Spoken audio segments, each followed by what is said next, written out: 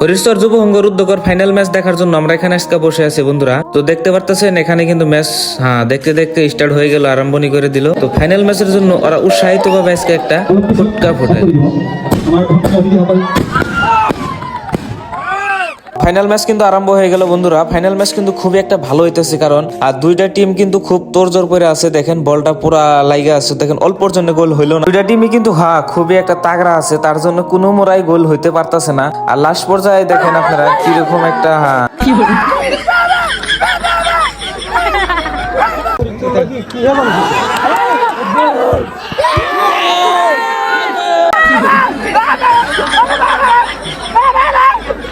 দেখলেন কিন্তু আমার ভাইটি খুবই একটা উৎসাহী আছে, কারণ দুই মোড়ার প্লেয়ার খুবই মানে মজার প্লেয়ার, কোনো মোড়ায় গোল হইতে পারতেছে না। তার জন্য খুবই একটা ইন্টারেস্টিং হইতেছে খেলাটা, কারণ খুবই তোড়জোড়ের মধ্যে আছে। পাবলিক ডিমান্ড খেলার আসলে টাইমটা বাড়ার লাগে, এই জন্যই যে খেলাটা খুবই মজা পাইতেছে পাবলিকে দেখে, তার জন্য পাবলিকে লাগছে অল্প টাইমটা বাড়ায় দাও খেলাটা। পাবলিক ডিমান্ড রাখার পরেও কোনো মোড়ায় মানে গোল করতে পারে নাই, কারণ টাইম বাড়ায় দেওয়া হয়েছে 10টা মিনিট, তথাপিও গোল করতে পারে না। এইভাবে আসলে লাস্ট পর্যায়ে প্লান্টিক হইতেছে। আর প্লান্টিকে কিন্তু রেইনবো একাডেমি ভার্সেস ডিসিডিএফসি রাঙাপানি উনিয়ার হয় রেইনবো একাডেমি রাঙাপানি। আর তারা উনিয়ার হওয়ার পরে দেখেন কিরকম একটা উৎসাহিত আছে, কারণ উনিয়ার করছে তারা। আসে কেরা জিতলো?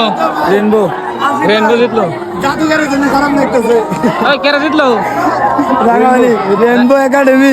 ম্যাচের লাস্টে ট্রফিটা উঠাই দিতেছে, এটা হলো ডিসিডিএফসির ট্রফি, আর এটা হলো রেইনবো একাডেমি। তো ভিডিওটা ভালো লাগলে আপনারা লাইক করুন, কমেন্ট করুন, শেয়ার করতে ভুলবেন না। ধন্যবাদ।